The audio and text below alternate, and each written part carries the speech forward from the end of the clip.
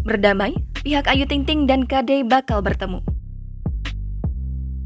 Kisruh antara penyanyi dangdut Ayu Ting Ting dan hatersnya, Kartika Damayanti alias Kade, sudah berakhir. Berakhirnya kisruh tersebut setelah pihak Ayu Ting Ting telah resmi mencabut laporan di Polda Metro Jaya dan Polres Depok. Langkah Ayu Ting Ting diikuti pihak Kade yang juga mencabut laporan di Polres Bojonegoro atas dugaan penghinaan dan pengancaman. Selain itu, aduan di Komisi Perlindungan Anak Indonesia atau KPAI juga telah resmi dicabut pada Jumat 25 Maret 2022. Pitra Romadoni, selaku kuasa hukum Kade, mengatakan bahwa mereka akan berkomunikasi dengan pihak Ayu Ting Ting. Rencananya mereka akan duduk bersama menyelesaikan secara kekeluargaan. Selebihnya, Pitra Romadoni juga mengapresiasi langkah pihak Ayu Ting Ting yang sudah mencabut laporan. Sementara, Sandi Arifin selaku kuasa hukum pihak Ayu Ting Ting mengatakan bahwa kliennya telah resmi mencabut laporan.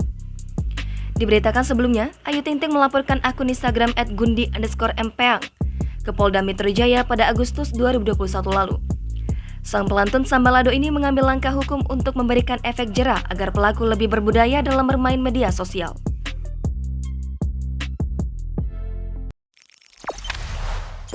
Jangan lupa subscribe, share, komen, dan like ya!